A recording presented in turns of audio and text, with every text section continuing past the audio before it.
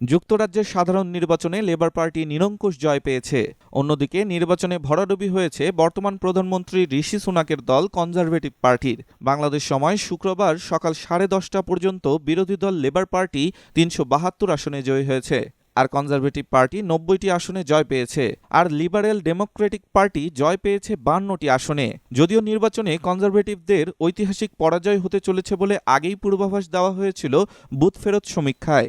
সবকিছু ঠিক থাকলে ব্রিটেনের পরবর্তী প্রধানমন্ত্রী হতে চলেছেন বামপন্থী লেবার পার্টির নেতা কিয়ার স্টারমার।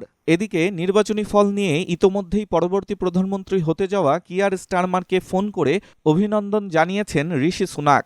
ঋষি সুনাক বলেন, লেবার পার্টি নির্বাচনে জিতেছে।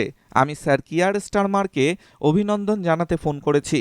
শান্তিপূর্ণ ও সুশৃঙ্খল ক্ষমতা হস্তান্তর হবে। সামাজিক মাধ্যমে লেবার পার্টির নেতা স্যার কিয়ার স্টারমার হলবর্ন ও সেন্ট প্যানক্রাস আসনে জয়ের পর বলেছেন, পরিবর্তন শুরু হয়েছে, এখন আমাদের দেওয়ার সময়।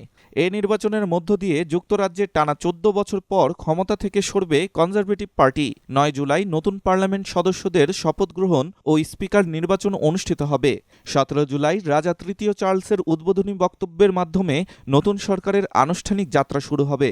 এর আগে স্থানীয় সময় গতকাল বৃহস্পতিবার সকাল 7টা থেকে ব্যালটের মাধ্যমে ভোট গ্রহণ শুরু হয়, চলে রাত 10টা পর্যন্ত। এবারের নির্বাচনে ছোট বড় মিলিয়ে অন্তত 98টি রাজনৈতিক দল অংশ নেয়। 35টি রাজনৈতিক দল মাত্র একজন করে প্রার্থী দেয়। রেকর্ড ভেঙে এবার 4515 জন প্রার্থী প্রতিদ্বন্দ্বিতা করেন। এক একটি আসনে গড়ে 7 জন করে প্রার্থী।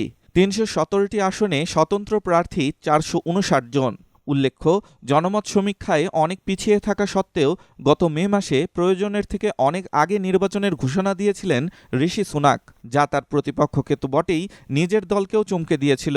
তিনি আশা করেছিলেন এর মধ্যে লেবারদের সঙ্গে ব্যবধান তিনি কমিয়ে ফেলবেন, কিন্তু নির্বাচনে তার প্রচার সেভাবে সাড়া ফেলতে পারেনি। লেবার নেতা কিয়ার স্টারমারকে ক্ষমতায় আনার জন্য যে জনগণের মধ্যে ব্যাপক উৎসাহ রয়েছে তা নয়, তবে তিনি যে পরিবর্তনের সহজ সরল বার্তা দিয়েছেন তা ভোটারদের মধ্যে প্রভাব ফেলেছে বলে মনে করা হচ্ছে।